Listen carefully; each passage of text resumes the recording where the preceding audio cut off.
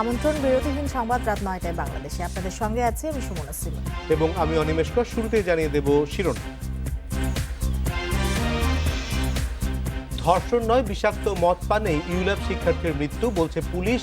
গত ১৫ দিনে ভেজাল মদ পানে ১৬ জনের মৃত্যু।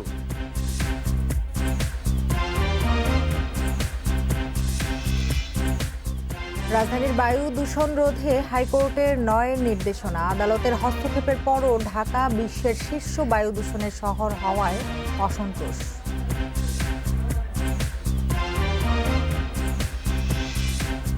পি কে হালদারের সঙ্গে সংশ্লিষ্টতার অভিযোগে বাংলাদেশ ব্যাংকের নির্বাহী পরিচালক শাহ আলমকে বদলি, আরও ১৪ সহযোগীকে দুদকে তলব।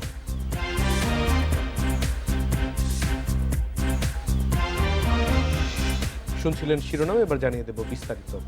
ধর্ষণ নয়, বিষাক্ত মদ পানেই ইউল্যাব শিক্ষার্থীর মৃত্যু হয়েছে। তবে সিআইডির ফরেনসিক রিপোর্ট পেলেই জট খুলবে মৃত্যু রহস্যের। প্রাথমিক তদন্ত শেষে আজ এসব তথ্য জানিয়েছে পুলিশ। বলছে, গ্রেপ্তার ২ আসামির কাছ থেকে নানা তথ্য মিলেছে। বাকিদের ধরতে চলছে অভিযান। এই ঘটনায় উত্তরার ব্যাম্বু রেস্টুরেন্টের ৪ জনকে গ্রেপ্তার করেছে পুলিশ। গত ৩০ জানুয়ারি রাত ১০টা মোবাইল ফোনে ধারণকৃত ছবিতে দেখা যাচ্ছে ৪ বন্ধুসহ উত্তরার ব্যাম্বু রেস্টুরেন্টে মদ পান করছেন ইউল্যাব শিক্ষার্থী, সেই সঙ্গে নাচ গান। অতিরিক্ত মদ্যপানে এক পর্যায়ে অসুস্থ হয়ে পড়েন ওই ছাত্রী। পরে বন্ধু রাইহান তাকে নিয়ে যায় মোহাম্মদপুরে বান্ধবী নুজহাতের বাসায়।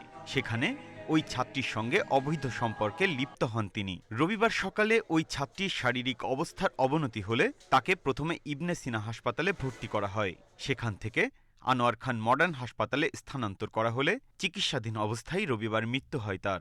তারা প্রায়ই তাদের বাসায় অন্য বাসায় তারা মিলিত হয়, এটা প্রায়ই হয়। এবং তারা এটা আমরা স্বীকার করেছেন যে যাদেরকে আমরা রিমান্ডে এনেছি দুইজনই স্বীকার করেছেন যে এটা কোনো ধর্ষণ না, এটা তাদের ঘনিষ্ঠ ফ্রেন্ড এবং ১ বছর ধরে তারা প্রেম করছেন। প্রেমের প্রেক্ষিতে প্রায়ই তারা রাত্রি যাপন করেন। অতিরিক্ত মদ্যপানের কারণেই দুইজনের মৃত্যু হয়েছে বলে আমরা প্রাথমিকভাবে প্রমাণ পেয়েছি।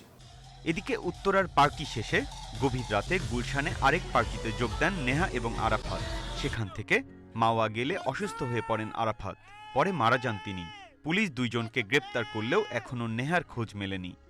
যারা এই লোকগুলির কাছে এই মদটা বিক্রি করেছেন এবং এই যে একটা অবৈধ মদ এবং যেটা কোনো ইয়ে নাই, তাদের কোনো মেয়াদ নাই বা এটা বিষাক্ত যে মদটা যারা বিক্রি করেছেন তাদের বিরুদ্ধে ব্যবস্থা নেওয়া হবে। বিভিন্ন কিছু মিলে আমাদের কাছে প্রাথমিক প্রমাণ হয়েছে অতিরিক্ত মদ্যপান, বিষাক্ত মদ্যপানই মৃত্যুর জন্য প্রধান দায়ী। এ ঘটনার পর উত্তরার ওই রেস্টুরেন্টে অভিযান চালিয়ে মদ ও বিয়ারের খালি বোতল উদ্ধার করে পুলিশ। পরে মাদকদ্রব্য নিয়ন্ত্রণ আইনে মামলা করা হয়। উক্ত রেস্টুরেন্টে অভিযান পরিচালনা করে মদের খালি বোতল এবং বিয়ারের খালি ক্যান উদ্ধার করি।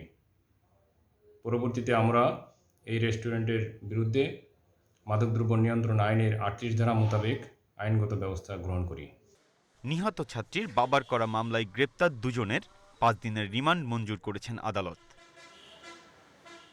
Biprajit Chanda, independent news, Dhaka. বিদেশি মদের সংকটে ক্রেতাকে ভেজাল ও বিষাক্ত মদ ধরিয়ে দিচ্ছে অসাধু ব্যবসায়ীরা। আর বিষাক্ত মদ পান করে গত ১৫ দিনে মারা গেছে ১৬ জন। মাদকদ্রব্য নিয়ন্ত্রণ অধিদপ্তর জানিয়েছে, করোনার কারণে ৮ মাস আমদানি বন্ধ থাকায় এই সংকট। তবে বার ব্যবসায়ীদের দাবি, উচ্চ শুল্কের কারণে আমদানি কমেছে। সারা দেশে অনুমোদিত বার ১৮৫টি, এর ৭৮টি রাজধানীতে। এসব বারে বিক্রি হয় দেশি মদের পাশাপাশি বিদেশি মদ। করোনার কারণে প্রায় ৮ মাস বন্ধ ছিল মদ আমদানি। গত বছরের ২৬ মার্চ থেকে নভেম্বর পর্যন্ত বারও বন্ধ ছিল। সম্প্রতি রাজধানীর বারগুলোতে সংকট দেখা দিয়েছে বিদেশি মদের। এই সুযোগে অসাধু ব্যক্তিরা বিদেশি বলে ক্রেতাকে ধরিয়ে দিচ্ছে ভেজাল ও বিষাক্ত মদ। গোয়েন্দা পুলিশের অভিযানেও বাড্ডায় সন্ধান মিলেছে ভেজাল বিদেশি মদের কারখানার। ২ মাস ধরে বাজারে বিদেশি মদের সংকট বলে জানিয়েছে বার সংশ্লিষ্টরা। সংকটের কারণ জানতে চাইলে তারা জানান, আমদানির কাগজপত্র মাসের পরে মাস সংশ্লিষ্ট দপ্তরে আটকে থাকায় সময় মতো মদ আসছে না। এছাড়া শুল্ক বাড়ানোর কারণে কমেছে আমদানি। কাস্টমসের ব্যাটের ব্যাপার নিয়ে অনেক ব্যাপার আছে, এই জন্য ওনাদের সাথে ওনাদের দ্বন্দ্বের কারণে এই মালটা পাওয়া যাচ্ছে। আপনারা পাচ্ছেন না কেন?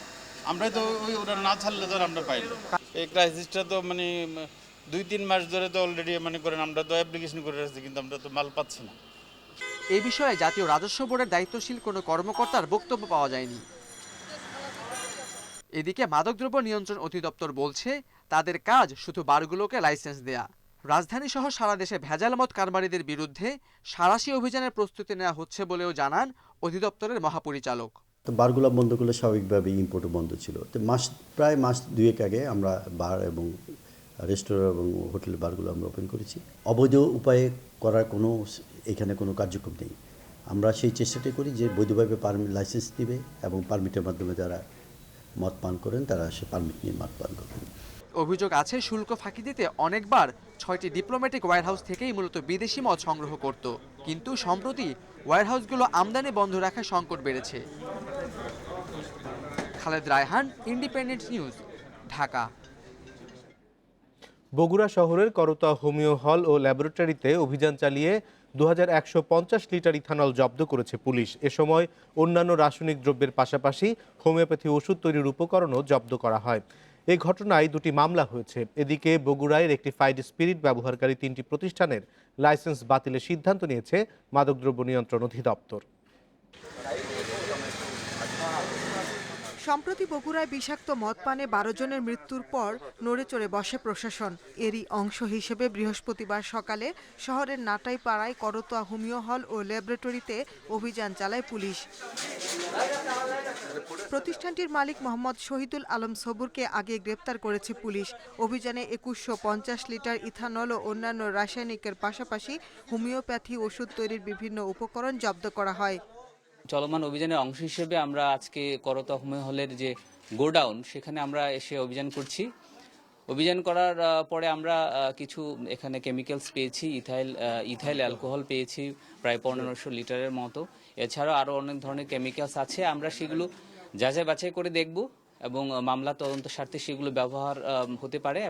তবে শহীদুল আলম সবুরের পরিবারের দাবি, জব্দ করা রাসায়নিক, হোমিওপ্যাথি ওষুধ সহ অন্যান্য উপকরণ হেফাজতে রাখার বৈধ কাগজপত্র তাদের আছে। সবকিছুর বৈধ কাগজপত্র আমাদের আছে, কিন্তু আমাদের কাছে কোনো কাগজপত্র দেখা হয় নাই। আমরা আইনি প্রক্রিয়ার মাধ্যমে আমরা কাগজপত্র জমা দিব, ওই অনুযায়ী যেটা আসে সেভাবে আমরা গ্রহণ করব। এদিকে বগুড়ায় বিষাক্ত মদ পানে মৃত্যুর ঘটনায় করা মামলায় গ্রেপ্তার 4 আসামিকে 2 দিনের রিমান্ডে নিয়ে জিজ্ঞাসাবাদ করছে পুলিশ। এসব ঘটনায় বগুড়ায় রেকটিফাইড স্পিরিটের জন্য অনুমোদন থাকা 8টি প্রতিষ্ঠানের মধ্যে পারুল হোমিও হল সহ 3টির লাইসেন্স বাতিলের সিদ্ধান্ত নিয়েছে মাদকদ্রব্য নিয়ন্ত্রণ অধিদপ্তর। Independent news desk. হাতিরঝিলে 8 দিনে কিশোর সহ 388 জনকে আটকের মধ্য দিয়ে শেষ হলো পুলিশের অভিযান। এখন পরিস্থিতি নিয়ন্ত্রণে বলে দাবি তাদের। তবে নিরাপত্তা বিশ্লেষকেরা বলছেন এ সমস্যার সমাধান আপৎকালীন ব্যবস্থায় নেই। সব পক্ষের সমন্বয়ে নিতে হবে দীর্ঘমেয়াদী পরিকল্পনা। রাজধানীর হাতিরঝিলে ঘুরতে আসাদের হয়রানি বন্ধে 26 জানুয়ারি থেকে চলছে পুলিশের অভিযান। এতে 8 দিনে কিশোর সহ আটক হয়েছে 388 জন। তাদের 83 জনকে আদালতের মাধ্যমে কারাগারে পাঠানো হয়েছে, বাকিদের অভিভাবকের কাছে দেয়া হয়েছে মুচলেখায়। এই অভিযানকে সফল দাবি করে পুলিশ বলছে তা চলমান থাকবে। এই অভিযানটা আমাদের চলবে। আমরা হুন্ডা দিয়ে আমরা টহল পার্টি জোরদার করব, চেকপোস্ট বসাবো এবং আমরা মনে করি যে এই অভিযানটা বন্ধ হবে না। আমরা হয়তো জোরে সোরে যে অভিযানটা চলছে সেই অভিযানটা আপাতত আমরা অত করবো না, তবে আমরা যে আমাদের টহল পার্টি জোরদার থাকবে। সিসিটিভি ক্যামেরায় ঘেরা হাতিরঝিলে সারা বছর থাকে টহল। বখাটেদের দৌরাত্ম্য বাড়লে তার নিয়ন্ত্রণে অভিযানে আসে পুলিশ। তবে এতে সমাধান দেখছেন না বিশ্লেষকরা। তারা বলছেন দীর্ঘমেয়াদী পরিকল্পনা নেওয়া না হলে এর স্থায়ী সমাধান আসবে না। সার্বক্ষণিক একটা নিয়মের মধ্যে সে ধরনের একটা ফোর্স মোতায়েন করা প্রয়োজন বলে আমি মনে করি। এটা হচ্ছে অ্যাপারেন্টলি আমি বলবো যে সলিউশন। আর যদি আমাকে সাস্টেনেবল সলিউশন দিতে হয় তাহলে পুরো শুধুমাত্র হাতিরঝিল না, সমস্ত জায়গায় এই যে পুলিশের যে এটাকে আমরা ক্রাইম প্রিভেনশন বলি, যে ক্রাইম প্রিভেন্টিভ মেজার নেওয়ার জন্যে অ্যাডভান্স যে সমস্ত অ্যাক্টিভিটিসগুলো আছে সেটা কিন্তু খুব ইনস্টিটিউশনালাইজ করা দরকার। ইট কাঠের এই শহরে খানিকটা প্রশান্তির খোঁজে হাতিরঝিলে আসেন নগরবাসী। তাই এখানকার পরিবেশ রক্ষায় প্রকল্প সংশ্লিষ্টদের সমন্বয়ের পাশাপাশি সচেতনতা বাড়ানোর উপরও জোর দিচ্ছেন বিশ্লেষকরা। Mahmuda Moumita, independent news, Dhaka. দেশে করোনায় আরও 13 জনের মৃত্যু হয়েছে, এর মধ্যে পুরুষ 8 এবং নারী 5 জন। এ নিয়ে মোট প্রাণহানি হলো 8,175 জনের। 206টি ল্যাবে 24 ঘন্টায় 15,273 নমুনা পরীক্ষায় করোনা শনাক্ত হয়েছে 485 জনের। পরীক্ষা বিবেচনায় শনাক্তের হার 3.18%। বৃহস্পতিবার স্বাস্থ্য অধিদপ্তরের বিজ্ঞপ্তিতে জানানো হয়, দেশে মোট করোনা আক্রান্তের সংখ্যা দাঁড়ালো 5,37,030 জনে। সুস্থ হয়েছেন আরও 611 জন। এ নিয়ে মোট সুস্থ 4,81,917 জন।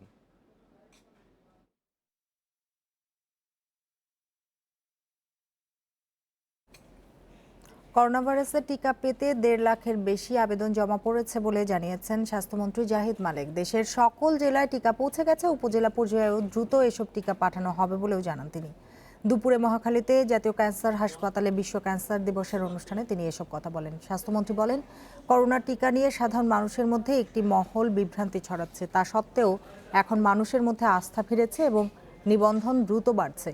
মন্ত্রী, এমপি সহ সকলেই নিজ নিজ এলাকায় টিকা নিতে পারবেন। তবে কোনো মন্ত্রী যদি নিজের এলাকায় টিকা নিতে না যান, তাদের জন্য রাজধানীর শেখ রাসেল গ্যাস্ট্রো লিভার হাসপাতালে ব্যবস্থা রাখা হয়েছে। টিকা নিয়ে কোনো ধরনের বিভ্রান্তি না ছড়ানোর আহ্বান জানিয়ে স্বাস্থ্যমন্ত্রী বলেন, টিকা নেওয়ার পরও সবাইকে স্বাস্থ্যবিধি মেনে চলতে হবে। আমাদের দেশে প্রত্যেকটি জেলা হাসপাতালে আমরা 10 বেডের আইসিইউ আমরা স্থাপন করছি এবং 10 বেডের ডায়ালিসিস ইউনিট স্থাপন করছি, যেটা এই যাবৎকালে ছিল না। এই কাজটিও এখন শুরু হয়ে গেছে। শিগগিরই দেশের তৈরি নিজস্ব টিকা বঙ্গোভ্যাক্স প্রয়োগ সম্ভব হবে বলে জানিয়েছেন তথ্যমন্ত্রী হাসান মাহমুদ। দুপুরে সচিবালয়ে গ্লোব বায়োটেকের করোনা ভ্যাকসিন বঙ্গোভ্যাক্স আবিষ্কারক দলের প্রধান 2 বৈজ্ঞানিক কাকুন নাগ এবং নাজনীন সুলতানার সঙ্গে শুভেচ্ছা বৈঠকে মন্ত্রী কথা বলেন। হাসান মাহমুদ জানান, বঙ্গোভ্যাক্স 1 ডোজের ভ্যাকসিন, যা একবার নিলেই হয়ে যাবে। বিশ্বে আবিষ্কৃত বেশিরভাগ ভ্যাকসিনই ডাবল ডোজের। তিনি আশা করছেন বঙ্গোভ্যাক্স সফলভাবে দেশের জনগণের উপর প্রয়োগ করা যাবে।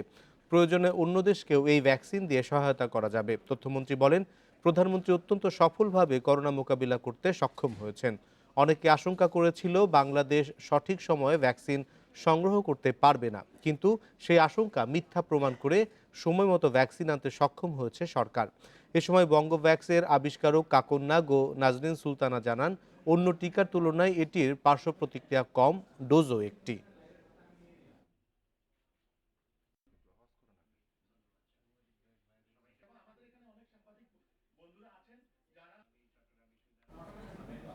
ঢাকার বায়ু দূষণ রোধে সিটি কর্পোরেশনকে পর্যাপ্ত পানি সরবরাহ করতে ওয়াসাকের নির্দেশ দিয়েছে হাইকোর্ট।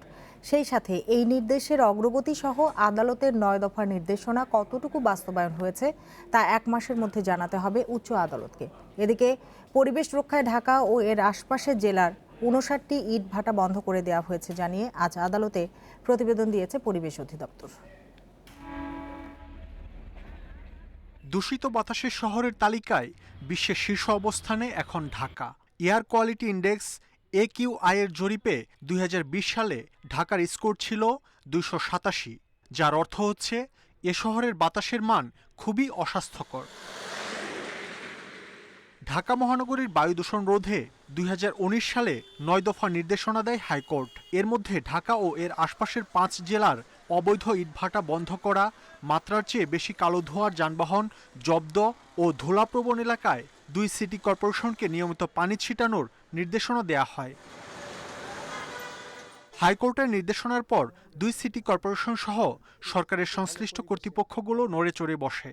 উত্তর সিটি কর্পোরেশনের দাবি, ঢাকার বায়ু ও পরিবেশ রক্ষায় বেশ কিছু জটিলতার নিরসন হয়েছে। বায়ু দূষণ রোধে সর্বোচ্চ চেষ্টার কথাও জানায় সংস্থাটি। ইটভাটার জন্য বায়ু দূষণ হয়, আমাদের রাস্তাঘাট খোঁড়াখুড়ির জন্য বায়ু দূষণ হয়, মেট্রো রেল এক্সপ্রেসওয়ে থেকে শুরু করে ডেভেলপমেন্ট অ্যাক্টিভিটিসগুলোর কারণেও কিছু ধুলাবালি, 10টার বেশি গাড়ি আমরা পানি ছিটাচ্ছি। তারপর আমাদের যে ময়লা আবর্জনা আমরা যে ঢাকা শহর থেকে STS থেকে আমরা ল্যান্ডফিলে নিয়ে যাই, সেটি কাভার্ড ভ্যানে করে আমরা নিয়ে যাচ্ছি। বিচারপতি আশফাকুল ইসলাম ও বিচারপতি মোহাম্মদ আলীর সমন্বয়ে গঠিত বেঞ্চ হাইকোর্টের আদেশের দীর্ঘদিন পরও বিশ্বের মধ্যে সবচেয়ে বেশি বায়ু দূষণের শহর ঢাকা হওয়ায় হতাশা প্রকাশ করেন। ধূলি দূষণ কমিয়ে নিয়ে আসা, নিয়ন্ত্রণে নিয়ে আসার জন্য তাদেরকে সিটি কর্পোরেশন যে পানি ছিটাচ্ছে, যেন কোনো ধরনের পানির সংকট না হয় সেই বিষয়ে ওনাদেরকে নিশ্চিত করতে বলেছেন। অনেক সময় দেখা গেছে অভিযোগ এসছে যে সিটি কর্পোরেশন সঠিকভাবে পানি পাচ্ছে না বা ওয়াসার কাছে থেকে তারা সহযোগিতা পাচ্ছে না। আজকের এই আদেশের দ্বারা এই ধরনের জটিলতা দূর করা আর কি আমাদের সম্ভব হবে, সহজ হবে। এদিকে বৃহস্পতিবার আদালতের নির্দেশনার অগ্রগতি প্রতিবেদন উচ্চ আদালতে দাখিল করে পরিবেশ অধিদপ্তর। এতে জানানো হয়, অভিযান চালিয়ে ৫৯টি অবৈধ ইটভাটা ও ২টি টায়ার ও ব্যাটারি রিসাইকেলিং কারখানা বন্ধ এবং ১,৭৮,০০,০০০ টাকা ক্ষতিপূরণ হিসেবে আদায় করা হয়েছে। মাহমুদ শরীফ, ইন্ডিপেন্ডেন্ট নিউজ, ঢাকা। নির্বাচন কমিশনার কবিতা খানম বলেছেন, ব্যক্তি নয়, নির্বাচন কমিশনকে বিতর্কিত করতেই দুর্নীতির অভিযোগ তুলছে একটি পক্ষ। বলেন, আর্থিক বিষয় নিয়ে অডিট বিভাগ আপত্তি করতেই পারে, কিন্তু আপত্তি আসলেই দুর্নীতি হয়েছে বলা যাবে না। বৃহস্পতিবার নির্বাচন কমিশনের নিজ দপ্তরে ইসি কবিতা খানম গণমাধ্যম কর্মীদের সঙ্গে এসব কথা বলেন। গত 14 ডিসেম্বর সুপ্রিম জুডিশিয়াল কাউন্সিল গঠন করে বর্তমান নির্বাচন কমিশনের বিরুদ্ধে গণমাধ্যমে প্রচারিত আর্থিক অনিয়ম, দুর্নীতি এবং নির্বাচন সংশ্লিষ্ট অনিয়ম অভিযোগের তদন্ত করে ব্যবস্থা নিতে দেশের ৪২ জন বিশিষ্ট নাগরিক রাষ্ট্রপতি মোহাম্মদ আব্দুল হামিদকে একটি চিঠি দিয়েছিলেন। কমিশনের বিরুদ্ধে আনা অভিযোগের সপক্ষে অতিরিক্ত কিছু তথ্য দিয়ে আরও একটি চিঠি 17 জানুয়ারি দিয়েছেন এই নাগরিকেরা। একই সঙ্গে রাষ্ট্রপতি মোহাম্মদ আব্দুল হামিদের সুবিধামতো সময়ে সাক্ষাতের অনুরোধ জানিয়েছেন তারা। এছাড়া ইসি কবিতা খানম বলেন, গণ্য করার মতো পৌরসভা নির্বাচনে খুব বেশি সহিংসতা হচ্ছে না। ভোটের পরিবেশ সুষ্ঠু রাখার জন্য প্রার্থী ও সংশ্লিষ্ট সবার দায়িত্ব আছে বলে জানান তিনি। আমি যে খরচটা করেছি, যে খাতে খরচ করা উচিত ছিল সেই খাতে আমরা ঠিকমতো খরচ করেছি কিনা বা অনুমোদন ছিল কিনা, এই বিষয়গুলো কিন্তু অডিট আপত্তিতে দেখা হয়। অডিট আপত্তি তো প্রত্যেকটা প্রতিষ্ঠানেই আসতে পারে, এটা মানে এটা নয় যে একেবারে আমরা দুর্নীতির সঙ্গে এটা সম্পৃক্ত করে দেওয়া, আমি মনে করি না। যে বিএনপি ষড়যন্ত্রের রাজনীতি গণতন্ত্র বিকাশের পথে প্রধান বাধা বলে মন্তব্য করেছেন আওয়ামী লীগের সাধারণ সম্পাদক ওবায়দুল কাদের। সকালে সরকারি বাসভবন থেকে ব্রিফিংয়ে এ মন্তব্য করেন তিনি। ওবায়দুল কাদের বলেন, গণতান্ত্রিক যাত্রায় সরকারের পাশাপাশি বিরোধী দলের ভূমিকা খুবই গুরুত্বপূর্ণ। সরকার বিষয়টি গুরুত্বের সাথে বিবেচনা করে। দলটিকে দায়িত্বশীল ও শক্তিশালী বিরোধী দল হিসেবে সরকার দেখতে চায় বলেও জানান তিনি। ওবায়দুল কাদের বলেন, বিএনপি আন্দোলনে ব্যর্থ হয়ে কর্মীদের রোষানল থেকে বাঁচতে নানা প্রলাপ বকছে। ইকোনমিস্ট ইন্টেলিজেন্সের গণতন্ত্র সূচক প্রতিবেদনে বাংলাদেশ আরও 4 ধাপ এগিয়েছে উল্লেখ করে আওয়ামী লীগের সাধারণ সম্পাদক বলেন, এর মধ্য দিয়ে সরকার তার অগ্রযাত্রার বিশ্ব স্বীকৃতি পেল। প্রকাশিত গণতন্ত্র সূচকে 2020 প্রতিবেদন বিএনপি রাজনৈতিক দল হিসাবে দায়িত্বশীল ভূমিকা পালন করলে দেশের গণতন্ত্র আরও গতিভাবে এগিয়ে যাবে কাঙ্ক্ষিত গন্তব্যে। জনগণ মনে করে তাদের অগণতান্ত্রিক আচরণ এবং ষড়যন্ত্রের রাজনীতি দেশের গণতন্ত্র বিকাশের অন্যতম বাধা। অল্প খরচে অধিক মাত্রায় ফসল উৎপাদন করতে অঞ্চলভিত্তিক ম্যাপিং ও পরিকল্পনার প্রয়োজন বলে জানিয়েছেন প্রধানমন্ত্রী শেখ হাসিনা। সকালে গণভবন থেকে ভিডিও কনফারেন্সের মাধ্যমে কৃষি বিষয়ক বইয়ের মোড়ক উন্মোচন অনুষ্ঠানে কথা জানান তিনি। এ সময় প্রধানমন্ত্রী গবেষকদের দুর্যোগ সহনীয় ফসল উৎপাদনেরও আহ্বান জানান। গণপ্রজাতন্ত্রী বাংলাদেশ সরকারের মাননীয় প্রধানমন্ত্রী সেরা 100 কৃষি প্রযুক্তির বর্ণনা নিয়ে লেখা বই প্রকাশ করেছে বাংলাদেশ কৃষি গবেষণা কাউন্সিল BARC। বৃহস্পতিবার সকালে কৃষি মন্ত্রণালয়ের এই বইয়ের মোড়ক উন্মোচন অনুষ্ঠানে গণভবন থেকে যোগ দেন প্রধানমন্ত্রী শেখ হাসিনা। অনুষ্ঠানে প্রধানমন্ত্রী বলেন, গবেষণা ছাড়া একটি দেশের উন্নতি সম্ভব নয়। সরকার শুরু থেকেই কৃষি গবেষণাকে গুরুত্ব দিয়ে এসেছে। কৃষি প্রযুক্তি ব্যবহারের ক্ষেত্রেও নানা নির্দেশনা দেওয়া হয়েছে। ব্যবসা নয়, দেশের মানুষের জন্য কাজ করাই সরকারের মূল লক্ষ্য বলেও জানান প্রধানমন্ত্রী। 96 সালে আমরা যখন সরকারে আসি তখন থেকে আমাদের প্রচেষ্টা ছিল কিভাবে বাংলাদেশকে আমরা খাদ্যের স্বয়ংসম্পূর্ণ করব। কারণ আমরা ব্যবসা করতে আসিনি, আমরা দেশের মানুষের জন্য কাজ করতে এসেছি। 1996 সালে 40 লক্ষ মেট্রিক টন খাদ্য ঘাটতি ছিল যখন আমি সরকার গঠন করি, তখন থেকে আমাদের প্রচেষ্টা ছিল। প্রধানমন্ত্রী বলেন, সরকার গঠনের পর থেকে কৃষির উৎপাদন বৃদ্ধি, সম্প্রসারণ, বাজারজাতকরণের পাশাপাশি নানা পদক্ষেপ নেওয়া হয়। বর্তমানে চলছে সেসব বাস্তবায়নের কাজ। পরে তিনি দেশের গবেষকদের মাটি, আবহাওয়া ও পরিবেশ গবেষণার মধ্য দিয়ে অঞ্চলভিত্তিক উৎপাদন বৃদ্ধির আহ্বান জানান। আমাদের কৃষি পণ্য যাতে মানসম্মত করা যায় তার জন্য পরীক্ষাগার আরও তৈরি করা দরকার। সেই সাথে আমাদের অঞ্চল ভিত্তিক পরীক্ষাগার নির্মাণ প্রয়োজন, দেশের মাটির উর্বরতা এবং পরিবেশ বিবেচনা করে আমাদের কোন অঞ্চলে কোন ফসল সবথেকে ভালো এবং বেশি উৎপাদন এবং উন্নত মানের উৎপাদন হতে পারে তারও একটা জোন ম্যাপ করা দরকার। প্রধানমন্ত্রী বলেন, আওয়ামী লীগ সরকার কৃষকদের সব ধরনের সুযোগ সুবিধা দিয়েছে। সারের দাম কমানোর পাশাপাশি ব্যবস্থা করা হয়েছে নানা ঋণেরও। করোনায় দেশে যেন খাদ্য ঘাটতি না হয় সেদিকেও জোর দেওয়া হয়েছে বলে জানান সরকার প্রধান। নূরে জান্নাত, ইন্ডিপেন্ডেন্ট নিউজ। সাতক্ষীরার কলারোয়ায় ১৯ বছর আগে তৎকালীন বিরোধী দলীয় নেতা শেখ হাসিনাকে হত্যা চেষ্টা মামলার রায় দিয়েছে আদালত। রায়ে বিএনপির সাবেক সংসদ সদস্য হাবিবুল ইসলাম হাবিব সহ ৩ জনকে ১০ বছরের কারাদণ্ড দিয়েছে আদালত। এছাড়া আরও ৪৭ জনকে বিভিন্ন মেয়াদে সাজা দেওয়া হয়েছে। দীর্ঘ ১৯ বছর আগে তৎকালীন বিরোধী দলীয় নেতা শেখ হাসিনাকে হত্যা চেষ্টা মামলার রায় ঘোষণা নিয়ে সাতক্ষীরা আদালত প্রাঙ্গণে ছিল কড়া নিরাপত্তা। বৃহস্পতিবার সকালে কারাগারে থাকা ৩৪ আসামিকে আদালতে আনা হয়। বেলা ১১টার দিকে রায় ঘোষণা করেন চিফ জুডিশিয়াল ম্যাজিস্ট্রেট আদালতের বিচারক হুমায়ুন কবির। রায়ে ৫০ আসামির মধ্যে বিএনপি নেতা হাবিবুল ইসলাম হাবিব সহ ৩ জনকে ১০ বছর, যুবদল নেতা আব্দুল কাদের বাচ্চুকে ৯ বছর, বিএনপি নেতা আব্দুল রাজ্জাককে ৬ বছর সহ সবাইকে বিভিন্ন মেয়াদে সাজা দেওয়া হয়। এই রায়ে সন্তোষ প্রকাশ করেছে রাষ্ট্রপক্ষ। তবে উচ্চ আদালতে আবেদনের কথা জানিয়েছে আসামিপক্ষ। হাবিবুল ইসলাম হাবিব, রিপন এবং আরিফ এই ৩ জনকে ১০ বছর পর্যন্ত সাজা দিয়েছে। সর্বনিম্ন ৪.৫ বছর দেওয়া হয়েছে এবং অন্যদের বিভিন্ন মেয়াদে সাজা প্রদান করা হয়েছে। আজকের এই রায়ের মাধ্যমে দেশে ন্যায় বিচার কায়েম হইল। উচ্চ আদালত অবশ্যই আমাদেরকে ন্যায় বিচার দিবেন, এটা আমরা আশা করি।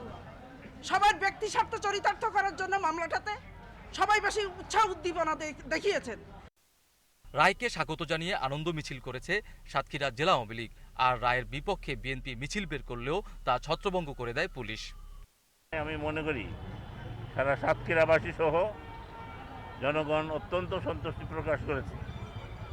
আমরা অনেক দিন ধরে অপেক্ষা করেছিলাম এই রায়টির জন্য। আমরা মনে করি যে এটা সন্তোষজনক রায় হয়নি এবং আমরা আশাবাদী যে উচ্চ আদালতে আপিলের মাধ্যমে আমরা অবশ্যই ন্যায় বিচার পাব।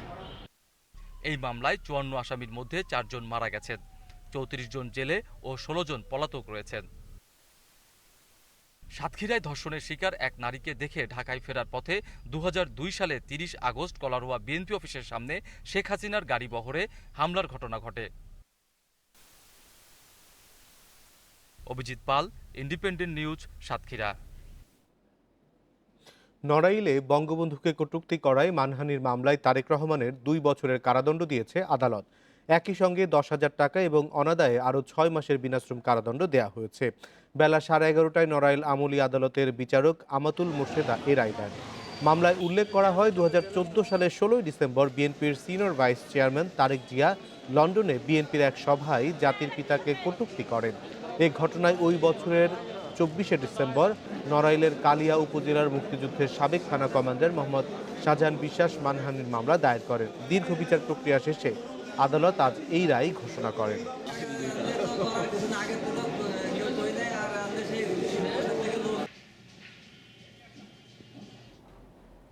চট্টগ্রামের সাবেক পুলিশ সুপার বাবুল আক্তারের স্ত্রী মাহমুদা খানম মিতু হত্যা মামলার তদন্ত প্রতিবেদন শিগগিরই দেয়া হবে বলে হাইকোর্টকে জানিয়েছে রাষ্ট্রপক্ষ।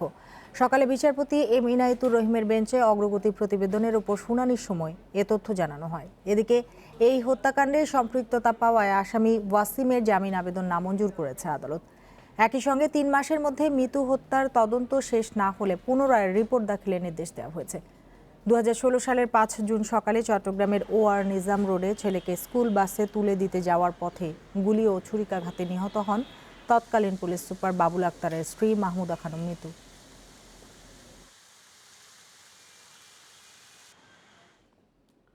রিজার্ভ চুরির মামলা তদন্তে ৬ দেশের ৫৬ জনের সম্পৃক্ততা পেয়েছে সিআইডি।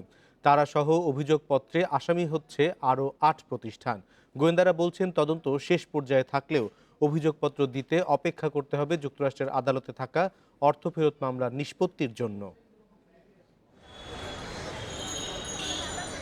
বাংলাদেশ ব্যাংকের রিজার্ভে চুরির ঘটনায় মানি লন্ডারিং আইনে মতিঝিল থানায় মামলা হয় ২০১৬ সালের ১৫ মার্চ। পরে মামলাটি তদন্তের দায়িত্ব পায় সিআইডি। ফরেনসিক পরীক্ষার মাধ্যমে এতে জড়িতদের শনাক্ত করার চেষ্টা করে তারা। বাংলাদেশ, ফিলিপাইন, চীন, শ্রীলঙ্কা, ভারত, জাপানের মতো দেশের বিভিন্ন সংস্থার কাছে চাওয়া হয় সন্দেহভাজনদের তথ্য। সহায়তা নেওয়া হয় ইন্টারপোলেরও।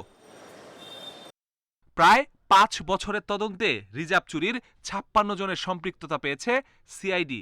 এর মধ্যে আছেন বাংলাদেশ ব্যাংকের 7, ফিলিপাইনের 30, শ্রীলঙ্কার 7, চীনের 3, ভারতের 3, জাপানের 1 ও সুইফট কর্মকর্তা 5 জন।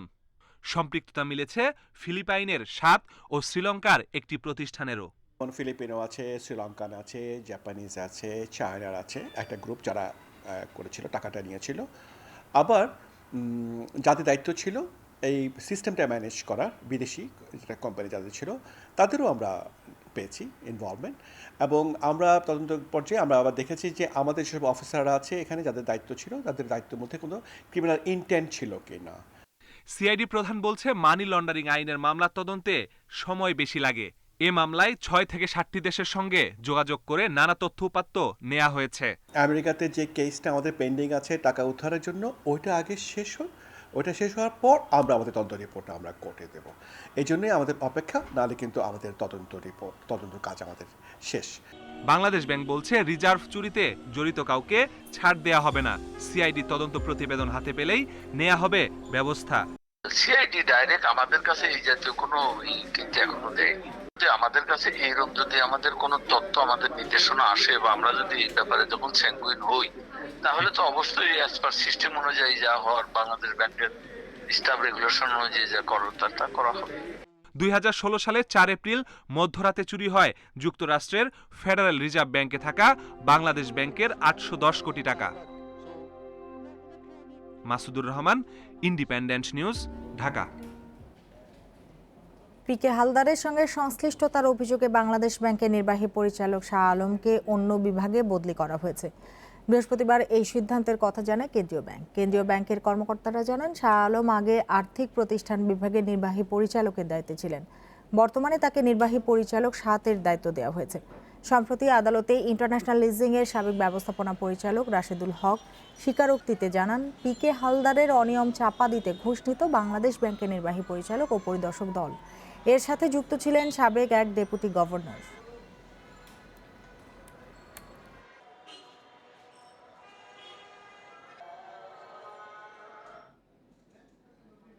পিকে হালদারের আরও 14 সহযোগীকে 10 ও 11 ফেব্রুয়ারি তলব করেছে দুর্নীতি দমন কমিশন দুদক।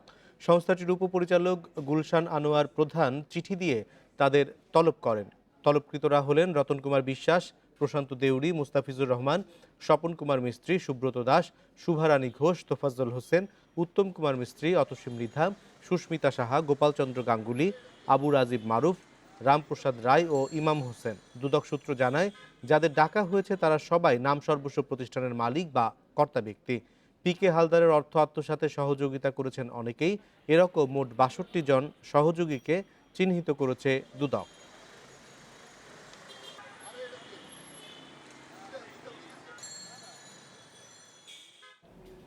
এবার জানাবো খেলার খবর, তবে তার আগে শিরোনামগুলো জানিয়ে দিচ্ছি। মিরাজের সেঞ্চুরি, মুস্তাফিজের জোড়া ধাক্কায় চট্টগ্রাম টেস্টের দ্বিতীয় দিন টাইগারদের উইন্ডিজ পিছিয়ে 355 রানে।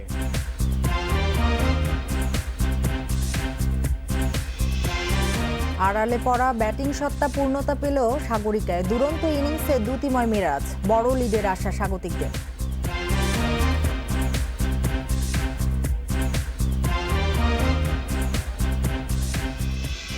মেহেদী হাসান মিরাজের প্রথম টেস্ট সেঞ্চুরির আনন্দে চট্টগ্রাম টেস্টের দাপট বাংলাদেশের। দ্বিতীয় দিন শেষে 355 রানে এগিয়ে স্বাগতিকেরা। বাংলাদেশের দেয়া 430 রানের জবাবে দিন শেষে অতিথিদের সংগ্রহ 2 উইকেটে 75 রান। ওডিআই সিরিজের পর টেস্টেও নতুন বলে দুর্দান্ত মুস্তাফিজুর রহমান। দারুণ স্পেলে 18 রান খরচায় প্রথম 2 উইকেট তুলে নিয়েছেন cutter master. Chattogram, as we see the two umpires striding in. বাকি 2 সংস্করণের তুলনায় টেস্টের চাহিদাটা সোজা সাপটা। ব্যতিক্রমী কিছুর চেয়ে ব্যাকরণ এখানে গুরুত্বপূর্ণ। ক্রিকেট গুরুদের দেয়া ব্যবস্থাপত্রে সবসময় অগ্রাধিকার পায় সোজা ব্যাটে খেলার সামর্থ্য। সাগরিকায় 7 সকালে সেই সূত্র ভুলে অ্যাডভেঞ্চারের নেশা লিটন দাসের। স্কয়ার অফ দ্য উইকেট খেলতে গিয়ে আউট হলেন ওয়ারিকানের নিরীহ একটি বলে। যা বিস্তৃত হয়েছেন লিটন, সেই ক্লাসিক থিওরিতে সাফল্য পেলেন সাকিব। তার ক্যারিয়ারের 25তম 50-তে আরেকবার কক্ষপথে জায়গা নিশ্চিত করল টাইগাররা। মহাতারকার উত্তরসূরি বিবেচনা করা হতো যাকে, মাঝে পথ হারিয়ে আবারও আপন আলো সেই মেহেদী মিরাজ। 248-এ 6 উইকেট হারানোর পর দুই অলরাউন্ডারের 67 রানের জুটি। সাকিব মিরাজ প্রতিরোধে ওয়ারিকানের হারিকেন আর প্রলয়ঙ্করী হল না। ভদ্রস্ত পুঁজির দিকে যাচ্ছিল স্বাগতিকেরা। ঠিক তখনই মধ্যাহ্ন বিরতির আগে এলো সাকিবের সেই দুর্বোধ্য শট। সফট ডিসমিসালে উপহারটা সরাসরি ক্রেগ ব্রাথওয়েটের হাতে। সেই সুবাদে উন্মুক্ত হয়ে গেল স্বাগতিক সাকিবের বিদায়ের পর আরো ইতিবাচক মিরাজ। 160 বলে তার ক্যারিয়ারের প্রথম সেঞ্চুরি নস্যাৎ করে দিয়েছে অতিথিদের dot ball strategy.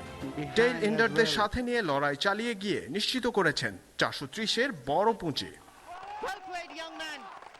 150 over bowling শেষে ক্লান্ত অতিথিরা শুরুতে পড়েছে মুস্তাফিজ ঝড়ের সামনে। আম্পায়ার সৈকতের অভিষেক কঠিন হয়ে গেছে ফিজের অ্যাকিউরেসিতে।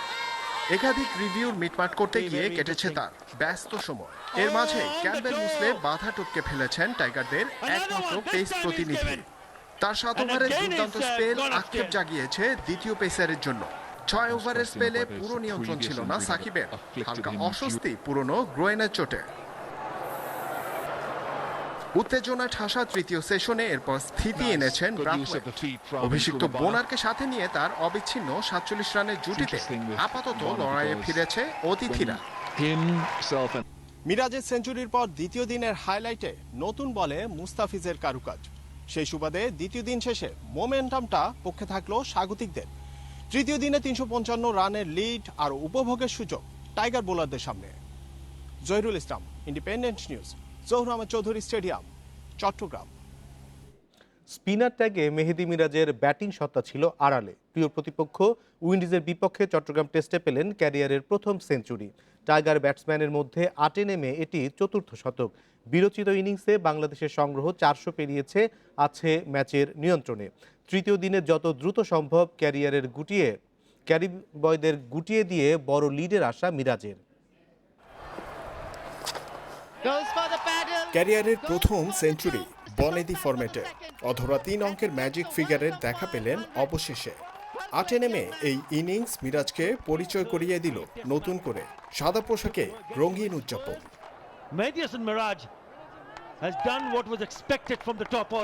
ব্যাটিং অলরাউন্ডার থেকে স্পেশালিস্ট স্পিনার ট্যাগ পোক্ত হয়েছে আন্তর্জাতিক ক্রিকেটে, কিন্তু ব্যাটসম্যান সত্তা উঁকি দিয়েছে মাঝে মধ্যেই। সেটাকে পূর্ণতা দিলেন সাগরিকায় 23তম টেস্টে এসে। গ্যাব্রিয়েলের গতি ওয়ারিকান কর্নওয়ালের ঘূর্ণি দমাতে পারেনি। ফ্লিক, সুইপ, কাট কিংবা ড্রাইভে পরিণত ব্যাটিংয়ের ছাপ স্পষ্ট। 227 মিনিট টিকে 13 বাউন্ডারিতে 168 বলে করেছেন 103 রান। লোয়ার অর্ডারকে নিয়ে যেভাবে খেলেছেন তাতে মিরাজকে নতুন করে আবিষ্কার করেছে ম্যানেজমেন্ট। বিগত যে কয়েকদিন কাজ করেছি মনে হয় আল্লাহর রহমতে খুব ভালো হয়েছে, সেটার জন্য হয়তো আজকে ব্যাটিংটা খুব ভালো হয়েছে, হয়তো সের জন্য আজকে আল্লাহর রহমতে রান করতে পেরেছি। এটা আমার নিজের জন্য অনেক বড় একটা পাওয়া, বিকজ আমি নিজেও অনেক কনফিডেন্ট ছিলাম না, এখন আমার নিজের ভিতরেও আত্মবিশ্বাসটা বেড়ে গিয়েছে। দ্বিতীয় দিনে সব আলো মিরাজের দিকে। সাকিব যেখানে 500 চরিত্র, টাইগাররা 400 টপকেছে। পরবর্তীতে উইন্ডিজের চাপ বাড়িয়েছেন মুস্তাফিজ। তাতে ম্যাচের লাগাম এখন স্বাগতিকদের কাছে। উইকেটটা কিন্তু ওই রকম ফাস্ট না, একটু স্লো আছে, বাট এখানে আমার কাছে মনে হয় যে আনলাকিলি অনেকে আউট হয়ে গিয়েছে। হয়তো আমার সাথে যদি লাক ফেভার না করতো তাহলে হয়তো আমিও ওই রকম স্কোর করতে পারতাম, but end of the day সবাই খুব ভালো ব্যাটিং করেছে, সবাই ভালো খেলেছে। তৃতীয় দিন খুবই গুরুত্বপূর্ণ। পরিকল্পনা অনুযায়ী খেলতে চাই। পুরো ব্যাটিং পিচ আশা করি লড়াই করতে পারবো। বড় লিড পেতে তৃতীয় দিনে 4 স্পিনারের কাঁধে গুরু দায়িত্ব। বল হাতেও মিরাজের জ্বলে ওঠার অপেক্ষা। Zahirul Islam, independent news, Zahur Ahmed Chowdhury stadium, Chattogram. জাতীয় দলের নিউজিল্যান্ড সফরের সূচিতে পরিবর্তন এসেছে। 1 সপ্তাহ পিছিয়ে সিরিজ শুরু হবে 20 মার্চ। এতে করে সফরের সময়ও বাড়ছে। নিউজিল্যান্ড ক্রিকেট এক সংবাদ বিজ্ঞপ্তিতে জানিয়েছে, লজিস্টিক কারণে এই পরিবর্তন আনা হয়েছে। কোভিড প্রোটোকল মেনে সফরকারীদের প্রস্তুতির সুযোগ করে দিতে এই সিদ্ধান্ত। আগের সূচিতে প্রথম ওয়ানডে ছিল 13ই মার্চ, শেষটা হওয়ার কথা ছিল 20শে মার্চ। এখন 3 ম্যাচ হবে 20 থেকে 26শে মার্চ। পরিবর্তিত সূচিতে প্রথম টি20 হবে 28 মার্চ, শেষ ম্যাচ 1 এপ্রিল। খেলা পিছিয়ে গেলেও ভেন্যুতে কোনো পরিবর্তন আসেনি। মূল লড়াইয়ের আগে কুইন্সটাউনে 5 দিনের ক্যাম্প করবে টাইগাররা। শুক্রবার প্রিমিয়ার লিগ ফুটবলে নামবে সব বড় দল। ঢাকায় দিনের প্রথম ম্যাচে চ্যাম্পিয়ন বসুন্ধরা কিংসের প্রতিপক্ষ চট্টগ্রাম আবাহনী। বঙ্গবন্ধু জাতীয় স্টেডিয়ামে খেলা শুরু বেলা 3:30টায়। সন্ধ্যা 6টায় জয় ফেরার লক্ষ্যে আবাহনীর সামনে মুক্তিযোদ্ধা সংসদ। আর টঙ্গীতে বেলা 3টায় মোহামেডানের লড়াই বারিধারার বিপক্ষে। শ্রেষ্ঠত্ব পুনরুদ্ধারের মিশনে নড়বড়ে আবাহনী। দারুণ শুরুর পর ছন্দপতন হয়েছে সময়ের সাথে। টানা 2 ড্রতে ব্যাকফুটে আকাশী নীল। এমন অবস্থায় মুক্তিযোদ্ধার পরীক্ষাও বোধহয় কঠিন মনে হচ্ছে ওদের কাছে। ফ্রান্সিসকো রদ্রিগেস আক্রমণে লেমোসের মূল অস্ত্র, সাথে কার্ভেন্স বেলফোর্টের সমর্থন হতে পারে জয়ের রসদ। দেশে জুয়েল রানাও গড়ে দিতে পারেন পার্থক্য। তারপরও দলগত সমন্বয়ই পারে হারানো মনোবল ফেরাতে। আবাহনীর বর্তমান অবস্থা নিঃসন্দেহে নির্ভর রেখেছে বসুন্ধরা কিংসকে। যদিও চ্যাম্পিয়নের মতোই এগুচ্ছে ব্রুজনের দল। শতভাগ সাফল্যে ওরাই টেবিল টপার। ধারাবাহিক রবিনিও বেসেরা জুটি লাতিন রিক্রুটদের দুরন্ত ফর্ম কাজটা সহজ করে দিচ্ছে। চট্টগ্রাম আবাহনীকেও বশে আনতে খুব একটা কষ্ট হওয়ার কথা নয় কিংসের। ঢাকায় 2 জায়ান্টের লড়াই। টঙ্গীতে মোহামেডান নামবে দ্বিতীয় জয়ের খোঁজে। মাঝে মধ্যে ঝলক দেখালেও মোটেও ধারাবাহিক নয় সাদা কালো শিবির। টেবিলের 11তে থাকা উত্তর বারিধারাকে হারিয়ে অবস্থানের উন্নতি চায় শনলেনের দল। Kamrul Hasnat, independent news, Dhaka. English premier লিগে জয়ে ফেরার লক্ষ্যে মাঠে নামছে টটেনহ্যাম। রাত 2টায় স্পার্সের অতিথি চেলসি। টমাস টুখেলের অধীনে ছন্দে ফেরার চ্যালেঞ্জ চেলসির। বার্নলিকে হারানোর আত্মবিশ্বাস সঙ্গী করে টটেনহ্যামের মাঠে নামবে দ্য ব্লুজ। এনগোলো কান্তে ফেরায় আছে স্বস্তি, তবে অনিশ্চিত কাই হাভার্টস, কার্টজুমা ও হাকিম জিয়েক। অন্যদিকে টানা 2 হারে চাপে টটেনহ্যাম। সাথে চিন্তা বাড়িয়েছে চোট সমস্যা। কয়েক সপ্তাহের জন্য ছিটকে গেছেন হ্যারি কেইন, ফিট নন ডেলে আলিও। পয়েন্ট সমান হলেও চেলসির চেয়ে গোল ব্যবধানে এগিয়ে স্পার্স। সবশেষ 5 দেখায় 2 ড্রয়ের বিপরীতে 3টি জিতেছে চেলসি।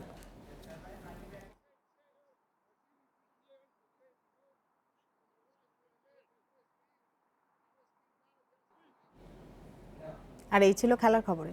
এবার অন্যান্য প্রসঙ্গ এ নিয়ে খবর থাকছে সংবাদের শেষ অংশে। যাচ্ছি পরের খবরে। রোহিঙ্গা গণহত্যা মামলায় আন্তর্জাতিক বিচার আদালতে আপত্তি জানিয়েছে মিয়ানমার। দেশটিতে সেনাবাহিনী ক্ষমতা দখলের আগে গত 20শে জানুয়ারি এই আপত্তি জানানো হলেও সম্প্রতি সেই তথ্য সামনে এলো। তবে ঠিক কী কারণে মিয়ানমার এই আপত্তি জানিয়েছে তা স্পষ্ট করে আইসিজে জানায়নি। আগামী 20শে মে পর্যন্ত দিন নির্ধারণ করেছে আইসিজে। এর মধ্যে মিয়ানমারের তোলা আপত্তির বিষয়ে গাম্বিয়া তাদের লিখিত পর্যবেক্ষণ আদালতে জমা দেবে। বিশেষজ্ঞদের মতে বিচার প্রক্রিয়া বিলম্বিত করতেই এই আপত্তি তুলেছে মিয়ানমার। মিয়ানমারের রাখাইনে 2017 সালে অভিযান চালিয়ে রোহিঙ্গাদের হত্যা, ধর্ষণ, ঘরবাড়িতে আগুন দেয় সেনাবাহিনী। একে গণহত্যা আখ্যা দিয়ে 2019 সালে আইসিজেতে মামলা করে গাম্বিয়া।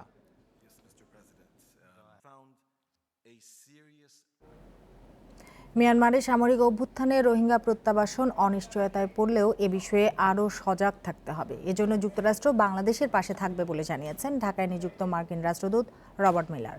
বৃহস্পতিবার দুপুরে সচিবালয়ে স্থানীয় সরকার মন্ত্রীর সাথে সৌজন্য সাক্ষাৎ শেষে এসব কথা বলেন রবার্ট মিলার। বলেন, মিয়ানমারের সেনা কু এ অঞ্চলের গণতন্ত্রের জন্য বড় ক্ষত। রোহিঙ্গা সংকট মিয়ানমারে শুরু হয়েছে, মিয়ানমারকেই শেষ করতে হবে। এই সংকট সমাধানে বাংলাদেশকে আন্তর্জাতিক সম্প্রদায়ের ওপর চাপ অব্যাহত রাখারও পরামর্শ দেন তিনি। এদিকে স্থানীয় সরকার মন্ত্রী জানিয়েছেন, বাংলাদেশে আরবান হেলথ নিয়ে কাজ করার আগ্রহ প্রকাশ করেছে যুক্তরাষ্ট্র। বিষয়টি পর্যালোচনা করে ব্যবস্থা নেওয়া হবে।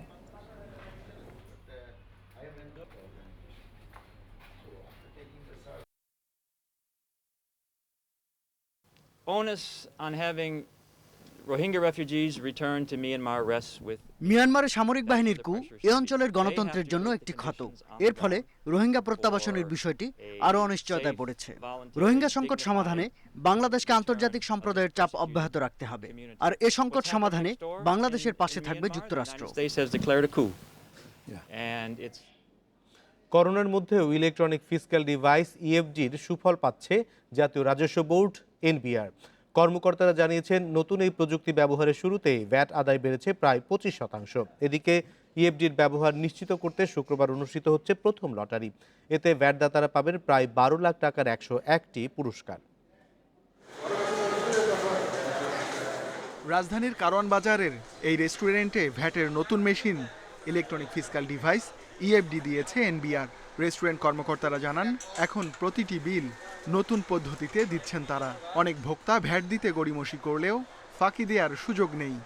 ব্যাট তো দিতে হবে, ব্যাট দিয়ে খাতে আছে, তবুও কিছু কিছু মাঝে মাঝে ছাড় দিতে হয় আর কি। ব্যাটের স্লিপ নেওয়া যায়, কিন্তু ব্যাট রাখা যায় না। ঢাকা দক্ষিণ ভ্যাট কমিশনারেট জানিয়েছে, বিভিন্ন মার্কেটে 390 প্রতিষ্ঠানে 432টি ইএফডি বসানো হয়েছে। ডিসেম্বরে এসব প্রতিষ্ঠান থেকে ভ্যাট আদায় হয় প্রায় 4.5 কোটি টাকা। জানুয়ারিতে আদায় বেড়ে হয়েছে প্রায় 6 কোটি টাকা। জনগণ যখন বুঝতে পারবেন যে তার প্রদানকৃত ভ্যাটটি রাষ্ট্রীয় কোষাগারে জমা হচ্ছে, এখানে বিক্রেতার ইচ্ছা বা মর্জি বা ভ্যাট কর্মকর্তার কোনো ধরনের ইচ্ছা বা মর্জি মাফিকের উপরে এই ভ্যাটটি জমা প্রদান করার কোনো অংশবিশেষও নির্ধারিত হচ্ছে না, তখন কিন্তু ক্রেতারা স্বেচ্ছা এবং সানন্দে ভ্যাট প্রদানে আরও ব্যাপকভাবে এগিয়ে আসবে। বসুন্ধরা সিটির শতাধিক দোকানে ইএফডি মেশিন বসানো হয়েছে। বিভিন্ন দোকান ঘুরে দেখা যায়, নতুন এই মেশিনের মাধ্যমে বিল পরিশোধ করছেন ক্রেতারা। বিক্রেতাদের অভিযোগ, একই পণ্যের সব দোকানে এখনও ইএফডি দেয়া হয়নি। এতে অনেক ক্রেতাই ভ্যাট ফাঁকি দিতে সেসব দোকানে যাচ্ছেন। এমনিতেই গোল্ডের দাম বেশি, প্রত্যেকটা পণ্যের দাম বেশি, তারপর আবার ভ্যাট নিচ্ছে, আমরা তখন উপরে খাইতেও যায় না। ভ্যাট আদায় বাড়াতে এতদিন ইলেকট্রনিক ক্যাশ রেজিস্টার ইসিআর ব্যবহার করা হতো। বিক্রেতারা একদিকে যেমন মেশিন ব্যবহার করতেন না, আবার তথ্যও গোপন করতেন। এসব কারণে নতুন প্রযুক্তি চালু করা হয়। এই মেশিন এনবিআর এর সার্ভারে যুক্ত থাকায় তথ্য গোপন করতে পারবেন না ব্যবসায়ীরা। আবার ক্রেতা যাতে ভ্যাটের চালান নেন, সেজন্য লটারির মাধ্যমে পুরস্কার দিচ্ছে এনবিআর। প্রথম পুরস্কার হচ্ছে 1 লক্ষ টাকা, আর দ্বিতীয় পুরস্কার 50,000 টাকা, তৃতীয় পুরস্কার 5টি 25,000 টাকা করে প্রতিটি, আর চতুর্থ পুরস্কার 94টি, প্রতিটি 10,000 টাকা করে, এই মোট 101টি পুরস্কার। এরই মধ্যে প্রায় 1,500 প্রতিষ্ঠানে নতুন এই প্রযুক্তি ব্যবহার হচ্ছে। 25 ধরনের সেবা প্রতিষ্ঠানে অন্তত 1 লাখ ইএফডি বসানোর লক্ষ্য এনবিআর-এর। Ruhul Amin, independent news, Dhaka. ফেসবুকে 40 নারীদের খুঁজে বন্ধুত্ব, নিজেকে বড় সরকারি কর্মকর্তা পরিচয় দিয়ে প্রেম, বিয়ের প্রলোভনে শারীরিক সম্পর্ক, ছবি তুলে ব্ল্যাকমেইল করে টাকা আদায়, এরপর পুলিশ কর্মকর্তা সেজে প্রতারক ধরার নামে আবারও প্রতারণা। এভাবেই গত 8 বছরে প্রায় 100 নারীকে ফাঁদে ফেলে লাখ লাখ টাকা হাতিয়েছে বেলাল হোসেন। সম্প্রতি ডিজিটাল নিরাপত্তা আইনের মামলায় তাকে গ্রেপ্তারের পর এসব তথ্য দিয়েছে ডিবি। রাজধানীর যাত্রাবাড়ির ধলপুরের এক নারীর সঙ্গে বরিশালের বেলাল হোসেনের ফেসবুকে পরিচয়ের পর সম্পর্ক, বিয়ের প্রলোভনে শারীরিক সম্পর্ক গড়ে গোপনে ছবি তুলে ব্ল্যাকমেইল করার অভিযোগে থানায় মামলা করেন ভুক্তভোগী নারী। অভিযোগটি আমলে নিয়ে তদন্তে নামে ডিবির মতিঝিল বিভাগ। তথ্য প্রযুক্তি সহায়তায় শনাক্ত করা হয় অভিযুক্ত বেলালকে। যাত্রাবাড়ি থেকে গ্রেপ্তার করা হয় তাকে। গ্রেপ্তারের পর বেলাল বলছে, বরিশাল থেকে ঢাকায় এসে প্রাইভেট কার চালাতো সে। ফেসবুকে এক নারীর সঙ্গে পরিচয়ের পর আপত্তিকর ছবি তুলে প্রতারণার ধারণা মাথায় আসে। টাকা দাও, না দেওয়ার কারণে উল্টাপাল্টা কথা বলছে। বলার পর আমি বলছি, তাহলে আমি তোমার, আমার সাথে যে তোমার ফ্রেন্ডশিপ সম্পর্ক, আমি তোমার ছেলেরে আর মেয়েরে বলবো। গোয়েন্দারা বলছেন, গ্রেপ্তারের পর বেলালের ফেসবুক সহ বিভিন্ন সামাজিক যোগাযোগ মাধ্যমের অ্যাকাউন্টে প্রায় 100 নারীর সঙ্গে তার আপত্তিকর ছবি উদ্ধার করা হয়েছে। এসব ছবি দেখিয়ে প্রতারণা করে লাখ লাখ টাকা হাতানোর প্রমাণও মিলেছে। প্রায় শতাধিক মেয়ের সাথে সে এরকম সম্পর্ক গড়ে তুলেছে, তাদের ছবি উদ্ধার করি।